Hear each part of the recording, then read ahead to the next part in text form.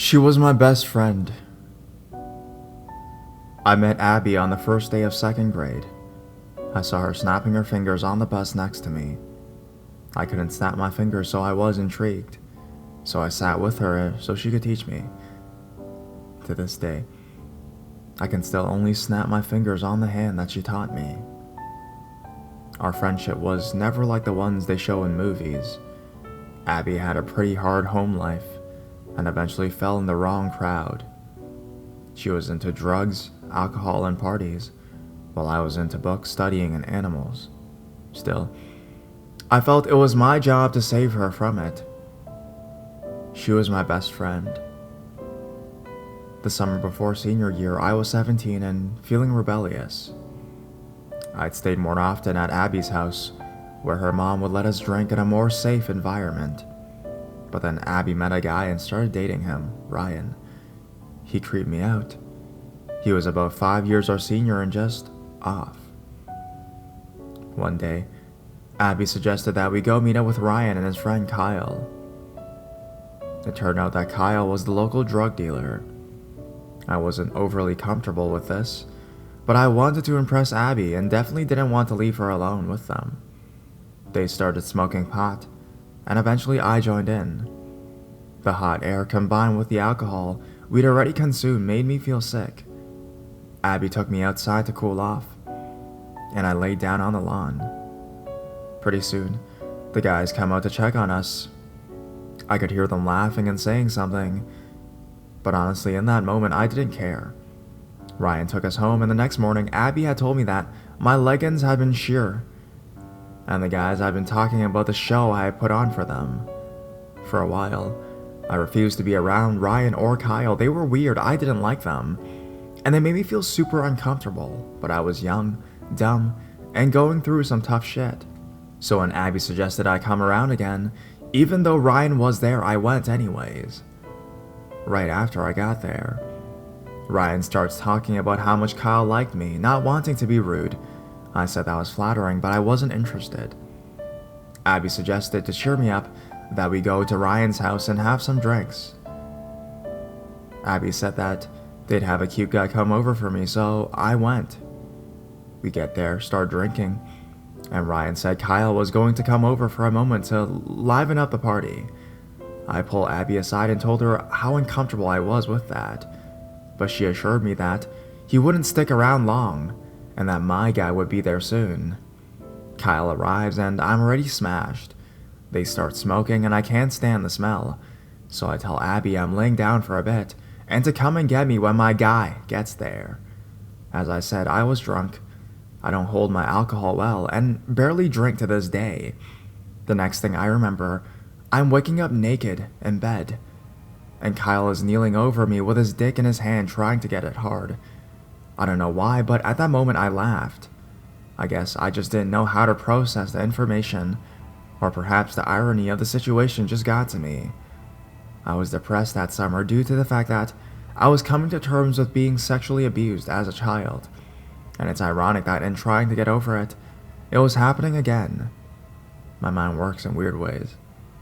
Kyle sits back on his haunches, bewildered, and I scurry out of the room to go find Abby and tell her what happened.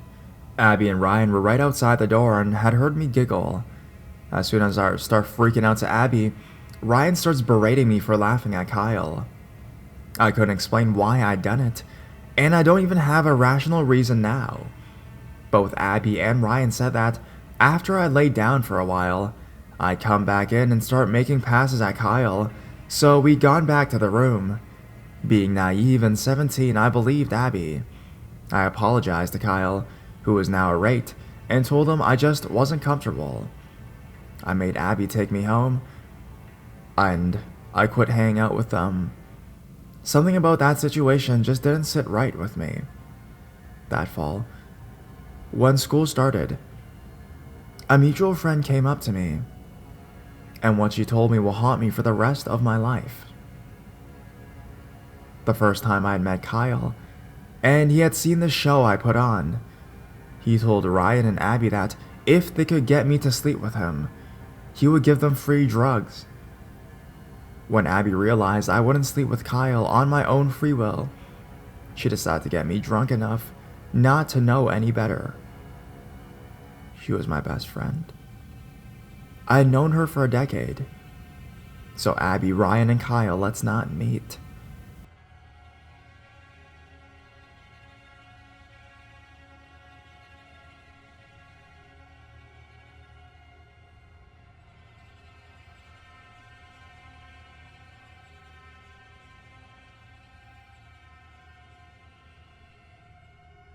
He was a nice guy.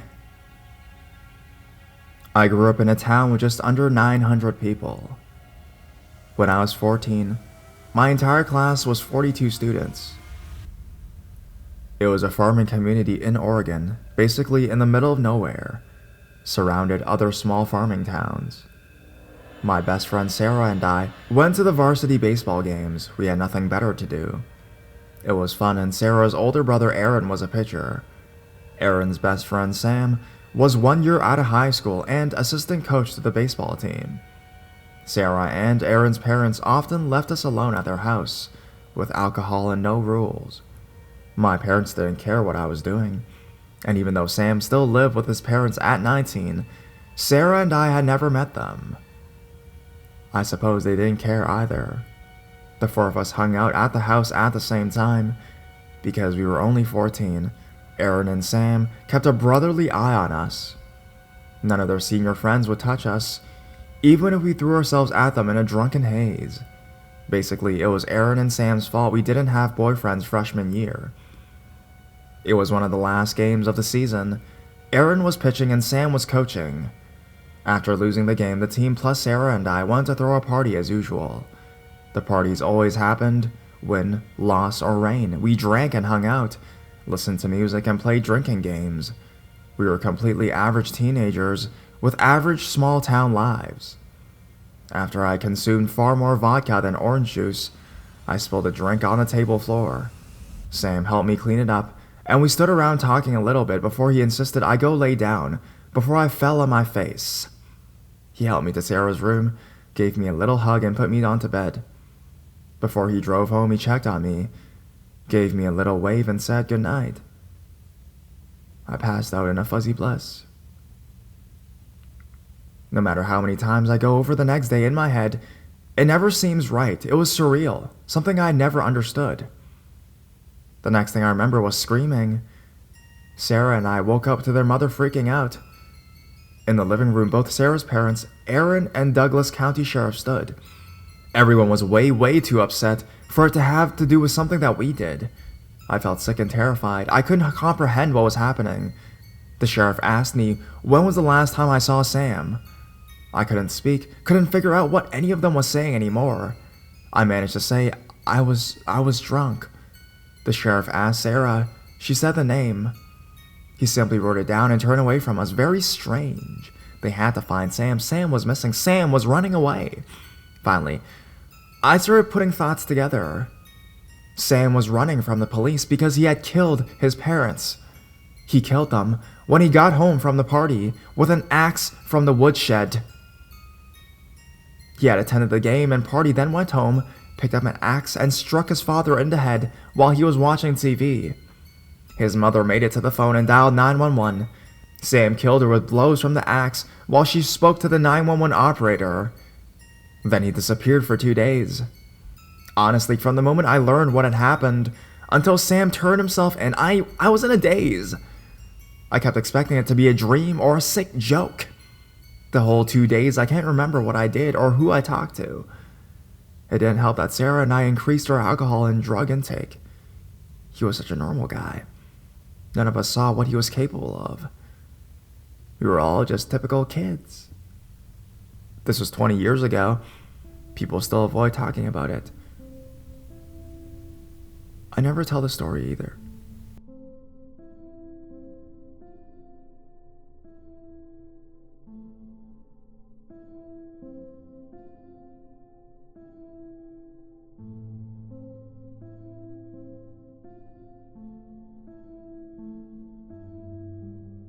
My best friend is a creep. I am a 23-year-old female. I started my first proper job after getting my degree about a year ago and was settling in well. It was here I met Dawn. Dawn works in my company in a different department. We met at an event and kinda clicked from the first conversation. I've had social anxiety issues my whole life, and it was very rare for me to find friends easily. In fact, in my 23 years of life, I've managed to find 2 good friends, both of whom have similar anxiety issues like me, so we just stick to ourselves most of the time. My 2 friends have moved away around this time, so I didn't really have anyone else to hang out with. Since I started my job, I've been forcing myself to be more social and make more friends, even though it was very difficult for me, and it felt easy to talk to Dawn.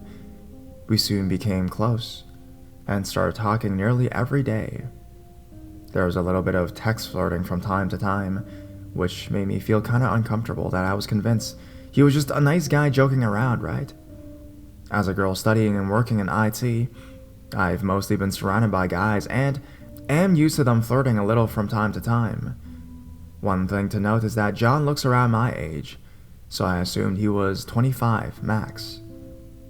One more thing, during college, I was diagnosed with depression, but after talking to a therapist for over a year, I was getting better.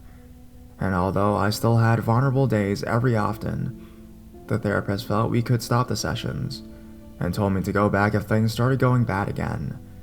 So back to Don. We became very close, and he made me feel like I could confide in him with anything. Around this time, I was having trouble at home with my parents. I still live at home and aren't really in a position to move out right now. I've never got on with my parents or with my brothers. My family was having a bit of financial issues, which caused a lot of tension at the house. My mom and I fought nearly every day, and I felt very alone at home. I could feel myself going back into depression, and worse than before. During the really bad times, I was starting to have suicidal thoughts. I really needed a good friend at this time, and I trusted Don. I was considering restarting therapy, but when I told Don, he said, "I don't need it, and I'm okay. And whatever I'm going through, he'll help me go through it." It was stupid of me, but I felt that was very reassuring, and considering the financial aspect, I decided to hold off on the therapy. Around this time, Don confided some of his problems to me as well. Turns out he is 30, married, and has a kid. That in itself doesn't really make a difference to me, because I only ever saw him as a friend. But it was still a shock because in the few months that we'd known each other, he'd not even hinted at having a family. I confronted him about that, and he said it was because it was never a happy marriage. I'm not going to go into too much detail about that here. I'm convinced that if he trusts me, I could trust him with my biggest problems. I was talking to him during one of my really bad days, and he managed to get me to talk to him about one of my biggest secrets, which I've never told anyone before, but since then, I've been able to talk to my friends since. Long story short, I was sexually abused as a child, several times by my uncle, which still has an effect on me, and still gives me nightmares. It's something I've never been able to get over. But when I was telling him, he wanted me to go into detail and tell him everything that happened, even though he could see how hard it was for me. I should have seen this as a red flag. Eventually in our messages, he started asking for pictures. It started off with selfies, but I'm a bit chubby and I have really bad acne, so I'm extremely self-conscious. I would never send them, but he would insist, saying that he's trying to make me love myself, blah blah blah. I would occasionally send him pictures without me in it, like the book I'm reading, my teacup, etc. But he started asking me for specific pictures, for example, include my sexy thighs. This was making me feel very uncomfortable, but when I told him, he laughed it off, saying it's only a joke, and he's trying to cheer me up. Eventually, conversations started becoming more and more inappropriate. He once asked me to explain my bra sizes to him.